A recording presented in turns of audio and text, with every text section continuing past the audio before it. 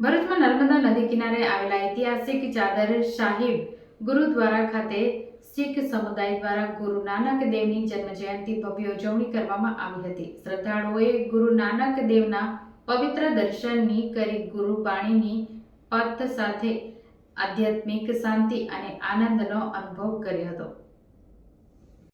માન્યતા મુજબ હજારો વર્ષો પહેલા ગુરુ નાનક દેવજી ગુરુવાણીના પ્રચાર તથા માનવતાના સંદેશ સાથે યાત્રા દરમિયાન ભરૂચ શહેર પધાર્યા હતા। અહીં તેમણે ચાદર ઉપર બિરાજમાન થઈ નર્મદા નદીને પાર કરી હતી।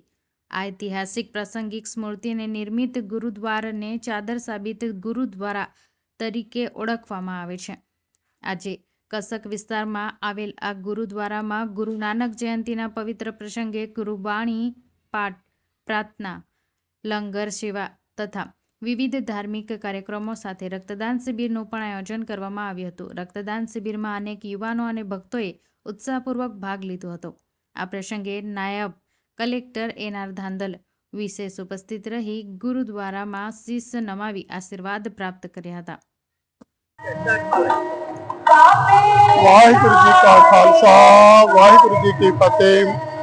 आज हम सभी गुरसिख संगतों गुरुद्वारा चादर साहब भरूच नगर में एकत्रित होके श्रीमान संत बाबा लखा सिंह जी व उनके अन्य साथियों के सजे प्रबंध के तले श्री गुरु नानक महाराज जी का 556वां प्रकाश उत्सव मना रहे हैं। श्री गुरु नानक देव पातशाह जी दक्षिण की उदासी की वापसी के समय जो गुरु महाराज जी इस स्थान पे पधारे थे और इस नर्मदा नदी को चादर पर बैठ के गुरु जी ने अपने साथियों के साथ पार किया। इस पावन स्थान पे विराज कर गुरु जी ने लोगों को सत्य धर्म का उपदेश दिया। सतगुरु नानक महाराज जी ने दुनिया में प्रकट होकर के नाम जपो, धर्म कीर्त करो, वांट को खाने का उपदेश दिया। गुरु महाराज जी ने दंभ पखंड से दूर रहने की प्रेरणा देते हुए मानवता को आपसी भाईचारे का, मिल वर्तन सांझी पल का उपदेश देते हुए एक ओंकार और एक ईश्वरवाद से जुड़ने की प्रेरणा की।